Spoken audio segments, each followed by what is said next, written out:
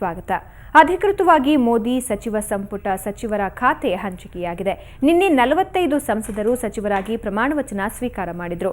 ಇವತ್ತು ಮೋದಿ ಪ್ರಧಾನಿಯಾಗಿ ಅಧಿಕಾರ ವಹಿಸಿಕೊಂಡ ಬೆನ್ನಲ್ಲೇ ಸಚಿವರ ಖಾತೆ ಹಂಚಿಕೆಯಾಗಿದೆ. ಇನ್ನು ಯಾರ್ಯಾರಿಗೆ ಯಾವ್ಯಾವ ಖಾತೆ ಅನ್ನೋದನ್ನ ನೋಡೋದಾದ್ರೆ ರಾಜನಾಥ್ ಸಿಂಗ್ಗೆ ಗೃಹ ಖಾತೆಯನ್ನ ನೀಡಲಾಗಿದೆ. ಸುಷ್ಮಾ ಸ್ವರಾಜ್ ಅವರಿಗೆ ವಿದೇಶಾಂಗ ಖಾತೆಯನ್ನ ನೀಡಲಾಗಿದೆ. ನಿತಿನ್ ಗಡ್ಕರಿ ಅವರಿಗೆ ಸಾರಿಗೆ ಖಾತೆ ನೀಡಲಾಗಿದೆ. ಅರುಣ್ ಜೇಟ್ಲಿ ಹಣಕಾಸು ಹಾಗೂ ರಕ್ಷಣಾ ಇಲಾಖೆಯ ಜವಾಬ್ದಾರಿಯನ್ನು ಹೊತ್ತುಕೊಂಡಿದ್ದಾರೆ. ರವಿಶಂಕರ್ ಪ್ರಸಾದ್ ಕಾನೂನು ಹಾಗೂ ಟೆಲಿಕಾಂ ಜವಾಬ್ದಾರಿ ಇದೆ. ಅನಂತಕುಮಾರ್ ಅವರಿಗೆ ರಸಗೊಬ್ಬರ ಖಾತೆ ನೀಡಲಾಗಿದೆ.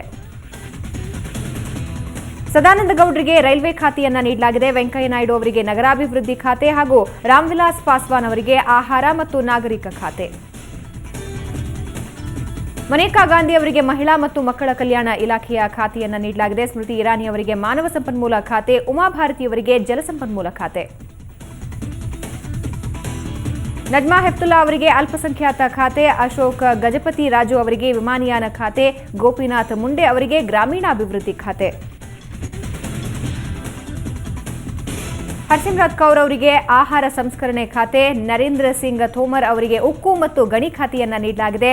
ರಾಧಾಮೋಹನ್ ಸಿಂಗ್ ಅವರಿಗೆ ಕೃಷಿ ಖಾತೆಯನ್ನ ನೀಡಲಾಗಿದೆ. ಹಾಮರ್ ಸಿಂಗ್ ಅವರಿಗೆ ಸಾಮಾಜಿಕ ನ್ಯಾಯ ಖಾತೆಯನ್ನ ನೀಡಲಾಗಿದೆ. ಡಾಕ್ಟರ್ ಹರ್ಷವರ್ಧನ್ ಅವರಿಗೆ ಆರೋಗ್ಯ ಮತ್ತು ನಿರ್ಮಲಾ ಸೀತಾರಾಮನ್ ಅವರಿಗೆ ವಾಣಿಜ್ಯ ಖಾತೆಯನ್ನ ನೀಡಲಾಗಿದೆ. ಕಲ್ರಾಜ್ ಮಿಶ್ರಾ ಅವರಿಗೆ ಸಣ್ಣ ಕೈಗಾರಿಕಾ ಖಾತೆ, ಜುವಾಲ್ ಓರಂ ಅವರಿಗೆ ಬುಡಕಟ್ಟು ವ್ಯವಹಾರಗಳ ಖಾತೆ ಹಾಗೂ ಆನಂದ್ ಗೀತೆ ಅವರಿಗೆ ಬೃಹತ್ ಕೈಗಾರಿಕಾ ಖಾತೆಯನ್ನ ನೀಡಲಾಗಿದೆ.